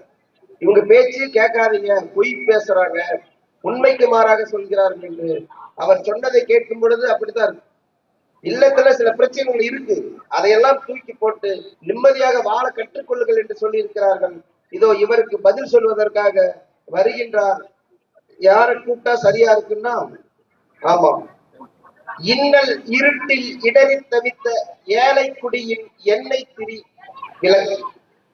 இன்னல் இருட்டில் இடரில் தவித்த ஏழை குடியின் எண்ணெய் திரியின் விளக்கு எரியும் திரியுது மடமை இருட்டு மயக்கும் மனங்களில் கடமை என்று காட்ட வந்த கந்தன் வீட்டு குலவிளக்கு. இதோ நமது தம்பி கருணாமூர்த்தியினுடைய துணைவியார். ஏன்னா மைத்துனருக்கு சொல்லிட்டு இவங்களுக்கு சொல்லணும், அப்புறம் அதுல ஒரு ஏன்னா என்ன சொல்லியான்னு. இவங்க ஒரு முறை இவங்க பள்ளிக்கு போன டீச்சர் பேரை சொன்ன உடனே அந்த பள்ளியில் இருக்கிற எல்லா குழந்தைகளும் உற்சாகம் அடைந்தார்கள். அதுதான் எங்களுக்கு ஒரு இண்டிகேஷன், ஒரு குறியீடு. சிறந்த ஒரு ஆசிரியராக இருக்கின்ற தங்கை கஸ்தூரி அவர்கள் பசுமதி அண்ணாருக்கு பதில் சொல்வதற்கு வர வேண்டும். வாங்கம்மா, இந்த சின்ன பிள்ளைகளை பார்த்து கொஞ்சம் உற்சாகப்படுத்துங்க. நேரம் 9:43. மைக் எடுத்து.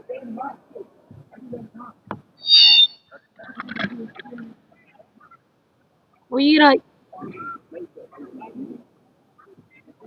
உயிராய் உணர்வாய் கலையாய் கலந்து மூச்சாய் பேச்சாய் பண்பாய் திகழ்ந்து பெருங்கடலாய் எண்ணிலடங்கா இலக்கிய செல்வங்களோடு என்றும் மாறா இளமையும் இனிமையும் பெற்றுள்ள செம்மொழியாம் எம்மொழி தமிழை வணங்கி அவையில் உள்ள அனைவரையும் வணங்கி என் வாதத்தை தொடங்குகிறேன். இன்றைய சூழலில் இல்வாழ்க்கை என்பது நெருக்கடியே என பேச வந்துள்ளது. இந்த தலைப்பு நான் பேசுறதை விட எங்க வீட்டுக்கார் பேசுறது ரொம்ப பொருத்தமா இருந்திருக்காங்க. இருந்தாலும் அவருடைய குரலை எல்லாம் நான் கொட்டலான்னு வந்திருக்கேன். இது எதுக்காக சொல்றேன்னா சார், ஒரு வருஷத்துக்கு முன்னாடி கிட்டத்தட்ட இதே மாசத்துல நியமன தேர்வுன்னு ஒரு பரீட்சை வச்சாங்க. பேர் பார்த்து மயங்கிட்டேங்க சார். கண்டிப்பா நம்ம நியமனம் பண்ணிடுவாங்க போல, நம்மளும் கஷ்டப்பட்டு படிச்சு வாழ்க்கையில அடுத்த கட்டத்துக்கு போயிடலாம் அப்படின்னு முடிவு பண்ணி ஒரு ஆன்லைன் கிளாஸ்ல சேர்ந்தேன். எனக்கு காலையில 4 மணிக்கு கிளாஸ் ஸ்டார்ட் ஆகும், 6 மணிக்கு முடியும்.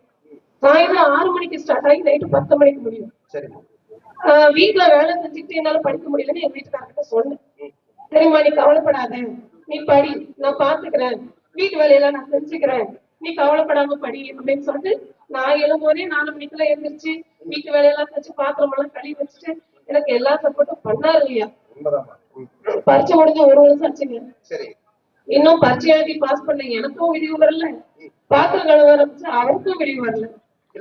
அது எனக்கு சொல்லிட்டு அது அப்ப கத்துக்கிட்டு இப்ப கொஞ்சம் வசதியா இருக்குதுன்னா, ஆமா, எந்த வேலையுமே பாதியில விட்டுறக்கூடாது, கடைசி வரையும் தொடரணும்.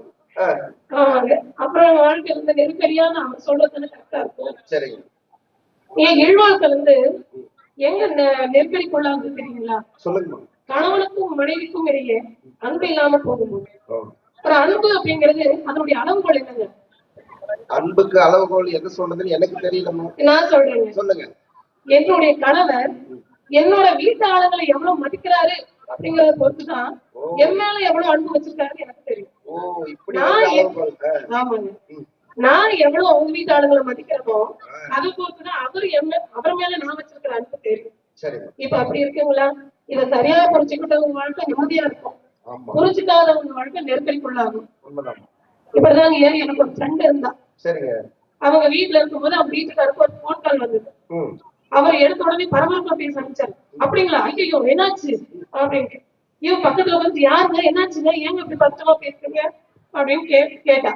சொன்னாரு, ஒண்ணும் இல்லம்மா, அம்மா வந்து பாத்ரூம்ல வலிக்கு வந்துட்டாங்களா, அப்பா வந்து அம்மா ஹாஸ்பிட்டல் அட்மிட் பண்ணிருக்காங்களா, ஒரு 25,000 ரூபாய் பணம் வேணுமா அவசரமா, என்ன பண்ணலாம் அப்படின்னு லைன்ல போட கட் பண்ணாமே பேசிட்டு இருக்கிறாரு. இவங்களுக்கு இதே வேலையா போச்சு. வயசான காலத்துல ஒரு மூலையில நம்மளும் உட்கார்ந்து இருக்க மாட்டாம எதையாவது பண்ண வேண்டியது அப்பப்ப 5000 கூட 10,000 கூட நம்மளை போட்டு டார்ச்சர் பண்ண வேண்டியது. நம்ம பேங்க்ல வச்சு நடத்திக்கிட்டு இருக்கிறோம் அப்படின்னு அவங்க ரொம்ப கோபமா பேசுவாங்க. என்னம்மா லைன்லயே இருக்காரு, இதை கேட்டா சங்கடப்படுவாங்களே, பழட்டும் கேட்கணும்னு தானே சொல்றேன் அப்படின்னு சொல்லி ஒரு போன கட் பண்ணிட்டேன். கட் பண்ணிட்டு எனக்கு மனசு கேட்கல. என்னதான் இருந்தாலும் உங்க அப்பா கிட்ட நீ இவ்வளவு ஆன்சரா பேச கூடாதுமா, நீ இப்படி சொன்னா மாமா என்ன பண்ணுவாரு, அத்தை பாவம் இல்லையா அப்படின்னு கேட்கலாம் தெரிஞ்சிச்சு. இவ்வளவு நேரம் பேசுறது அவங்க அம்மாவை பத்தி. அந்த பொண்ணு மயக்கம் போட்டு விழுந்துருச்சு. எப்பயுமே முழுசும் புரிஞ்சுக்கிட்டு கேட்கணும். ஆமாங்க, இப்ப இருக்கிற பொண்ணுங்களை ரொம்ப தெளிவா இருக்காங்க. கல்யாணத்துக்கு மாப்பிள்ளை பார்க்கும் போது என்ன பண்றாங்க தெரியுங்களா, சம்பளம் 50,000 குறைவா இருக்க கூடாது, சொந்த வீடு மாப்பிள்ளை பேர்ல இருக்கணும், கடன் உடனே எதுவும் இருக்கக்கூடாது, கார் இருக்கணும், பைக் இருக்கணும், பார்க்க அழகா இருக்கணும். இதுக்கெல்லாம் நம்ம எங்க போறது?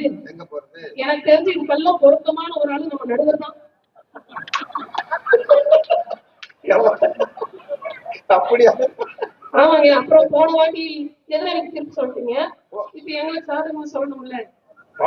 இந்த தீர்ப்புகளெல்லாம் நினைவு வச்சிருக்கிற அளவுக்கு இருக்காமா ஐயா? இன்னைக்கு இருக்கிற சூழ்நிலையில அந்த சோக்காடு வெல்செட்டில் அப்படிங்கிறதுக்கு அதுக்குள்ள செட்டில் ஆகிறதுக்கு நம்ம பசங்களுக்கு 30-35 லட்சம் ஆயிரம் குறைஞ்சபட்சம் நான் சொல்றது. அப்புறம் அழகான பையனுக்கு என்ன போறது? ஐயா, எனக்கு கல்யாணம் ஆகும் போது எங்க வீட்டுக்காரருக்கு சம்பளம் வெறும் 2,200 ரூபாய் தான். அதை வச்சுக்கிட்டே 2 வருஷம் குடும்பம் நடத்தணும். அதுக்கப்புறமா கொஞ்சம் கொஞ்சமா கடினமான பல சூழ்நிலைகளை தாண்டிதான் நாங்க வளர்ந்து வந்துட்டு இருக்கிறோம். நான் எங்க வீட்டுக்காரருக்கு அடிக்கடி ஒரு வார்த்தை சொல்லுவேன், நாம வந்து அவங்க எப்பெல்லாம் கைவாட்டாரோ அப்பெல்லாம் சொல்லுவேன், நம்ம ஜீரோல இருந்து ஸ்டார்ட் பண்ணிருக்கோம், நமக்கு எதுவுமே நஷ்டம் கிடையாது, எந்த பேக்ரவுண்டும் இல்லாம படிப்பை மட்டுமே மூலதனமா வச்சு நாம இன்னைக்கு வளர்ந்து வந்துகிட்டு இருக்கிறோம். நம்மளால எல்லாமே முடியும்னு சொல்லிட்டு நான் வந்து சொல்லிக்கிட்டே இருப்பேன். எங்கள மாதிரிதான் நம்ம ஊர்ல நிறைய பேர் இருக்காங்க. நிறைய பேர் படிப்பை மட்டுமே நம்மள காப்பாற்றும், நம்மள உயர்த்தும் நம்பிக்கிட்டு இன்னமும் படிச்சுக்கிட்டு இருக்கிறாங்க. அவங்களுக்கெல்லாம் நான் சொல்ற விஷயம் ஒண்ணுதான், சொல்லுங்க, செட்டிலான பையனை கல்யாணம் பண்ணிக்கிறத விட கணவனும் மனைவியும் சேர்ந்து அடிப்படையில இருந்து கஷ்டப்பட்டு உழைச்சு வரும்போது அவங்களுக்குள்ள பிணைப்பு வந்து ரொம்ப பலமா இருக்கும். யாராலையும் அதை வந்து எதுவும் பண்ண முடியாது. அவங்களுடைய உறவு வந்து ரொம்ப பலமா வலிமையா இருக்கும். ஆனா எனக்கு அப்படிங்களா இருக்குது, கல்யாணத்துக்கு பொண்ணு தேவை நம்ம பசங்களை தேடி பாருங்க எவ்வளவு நோக்கு போயிருக்காங்கன்னு. எங்க வீட்டுக்காரருக்குங்க எனக்கு என்ன கல்யாணம் பண்றதுக்கு முன்னாடி 2-3 பொண்ணு பார்த்தாங்க. போயிட்டு மாப்பிள்ள போயிட்டு பொண்ணு கேட்கும் போது சொல்லிட்டாருங்க. அவருக்கு எனக்கு எந்த ஒளிவு முறையுமே கிடையாது. என்கிட்ட சில விஷயம் சொன்னாரு, அது நான் சொல்ல மாட்டேன்.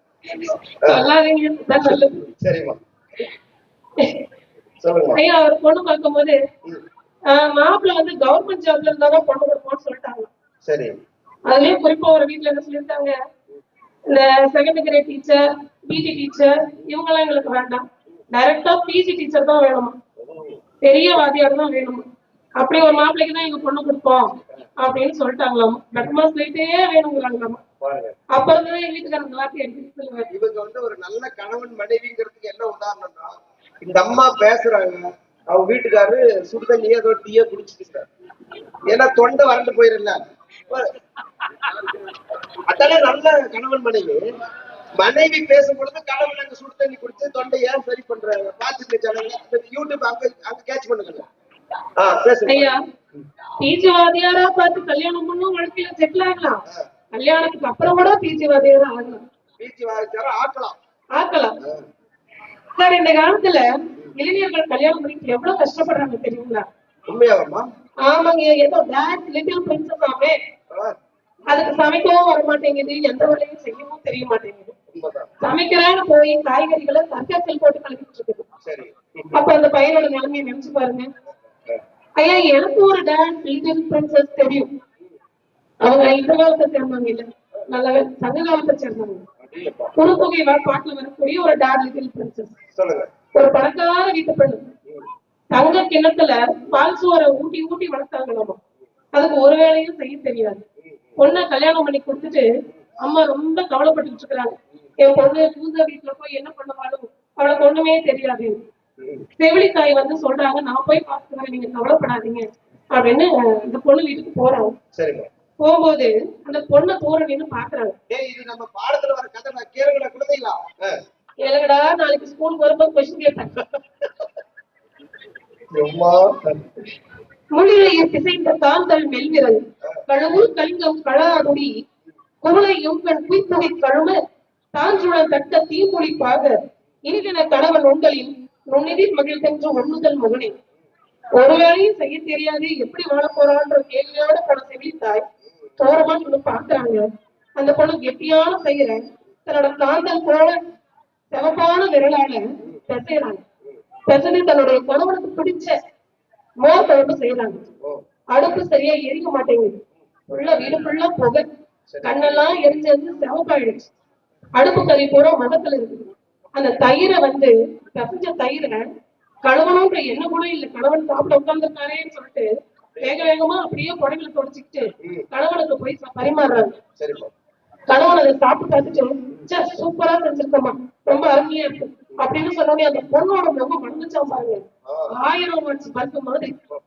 அதை பார்த்த உடனே செவிலித்தாய்க்கு ஆனந்த கண்ணீரே வந்துருச்சான். நம்மள அவ்வளவு செல்லமா வளர்த்தமே இந்த பொண்ணு இவ்வளவு பொறுப்பா இருக்காளே அப்படின்னு சொல்லிட்டு உள்ள மகிழ்ந்து போனாங்களாம். நானும் இப்படிதாங்க பண்ணுவேன். வீட்டுல சாப்பாடு போட்டு வச்சுட்டு எங்க மாமா வீட்டுக்கு முகத்தையே பார்த்துட்டு இருப்பேன். நல்லா இருக்கா மாமா, எப்படி இருக்குது சாப்பாடு, ஒரு ரியாக்ஷனும் வராது. நானும் ஒட்டவளா இல்ல, சாப்பிட்டு முடிச்சு எவ்வளவு வரையும் கேட்டுட்டே இருப்பேன், எப்படி இருக்குது எப்படி இருக்குது. சொல்ல மாட்டேங்கிறாங்க, சொல்ல மாட்டேங்கிறாங்க. நான் கேட்பேன், ஒண்ணு நல்லா இருக்குன்னு சொல்லணும், இல்ல நல்லா இல்லன்னு சொல்லணும். எங்க வீட்டுக்கு ஒரு 3வது நிமிஷம் வச்சிருப்பேன். இப்ப நான் என்ன சொல்லணும்ன்ற ஃபர்ஸ்ட் டைம் கேட்டுடலாம், நல்லா இருக்குன்னு சொல்லுமாமான்னு சொல்லிட்டே நீங்க கேட்கலாம். ஐயா, இந்த மாதிரி சின்ன சின்ன விஷயங்கள் தான் வாழ்க்கையை ரொம்ப அழகா இருக்கும். கணவன் மனைவிக்குள்ள ஒரு பிழைப்பை ஏற்படுத்தும்.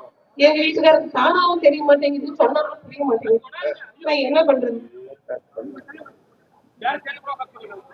ஐயா?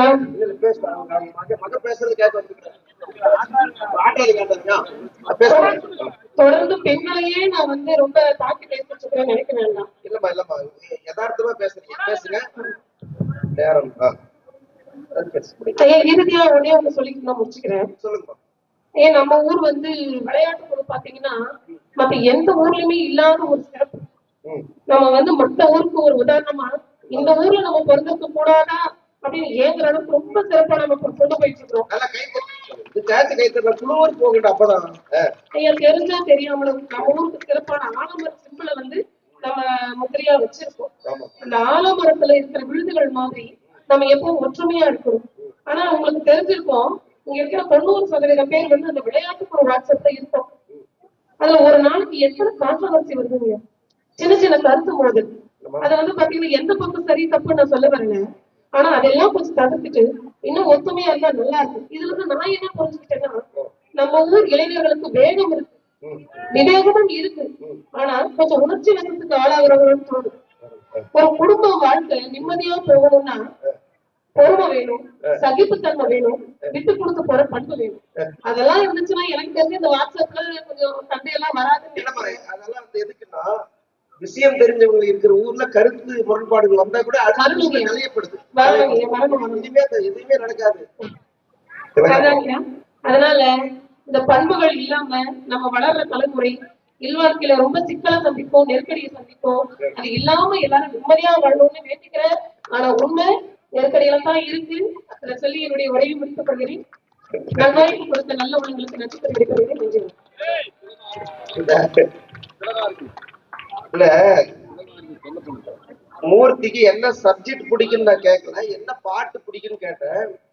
என்ன நீ சொன்னாலும் கேட்கணும்னு தோணுதே, என்ன சொல்ல இந்த பந்தம் ஆயுசுக்கும் வேணுமே, நெஞ்சில நெஞ்சில உள்ளதெல்லாம் கண்ணுல நான் படிப்பேன், என்னிடம் வந்து நீ கேட்கும் முன்னே அது கையில நான் கொடுப்பேன், நெசமா வாழ்க்க அழகா இருக்கு, நிழலா வருவேன் இனி நான் உனக்கு, ஆலங்காலம் குருவி நீ ஆகாசத்து அருவி, உன் கால தழுவி பாட வாங்கி வந்த பிறவி.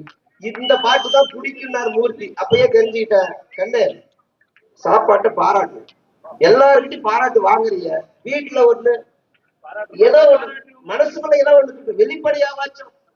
இனிமே இப்ப கையெடுத்து கும்பிட்டு என்ன ஆச்சுன்னா, இவ்வளவு நேரம் தம்பி நாகராஜே அங்க உட்கார்ந்து இருந்தார். கஸ்தூரி முடிக்கிறன்னு ஒண்ணு எந்திரிக்க ஆரம்பிச்சார். ஏன்னா திலக பேச ஆரம்பிக்கிறாங்கன்னு அர்த்தம். இந்த மாதிரி எந்த நாங்க நடத்துற பட்டிமன்றத்துல இந்த மாதிரி அந்த சீக்வன்ஸ் சீன், அதாவது காட்சிப்படுத்துதல் என்பது அற்புதமான ஒரு சீன். இங்க உட்கார்ந்து ரசிக்க முடியுது. 5 பேர் பிடிச்சு உட்கார வச்சிருக்காங்க. அலங்காநல்லூர்ல கூட 2 பேருக்கு மேல ஜல்லிக்கட்டு பிடிக்க கூடாது, ஆனா 5 பேர் பிடிச்சு உட்கார வச்சிருக்காங்க. பார்த்து பேசணும். ஆமா, இப்ப கஸ்தூரிக்கு பதில் சொல்ல பட்டங்கள் ஆள்வதும் சட்டங்கள் செய்வதும் பாரினில் பெண்கள் நடத்த வந்தோம் 8 அறிவினில் ஆணுக்கு பெண்ணிங்கு இழைத்தவள் இல்லை கான் என்று பேசுவதற்காக திலகவதி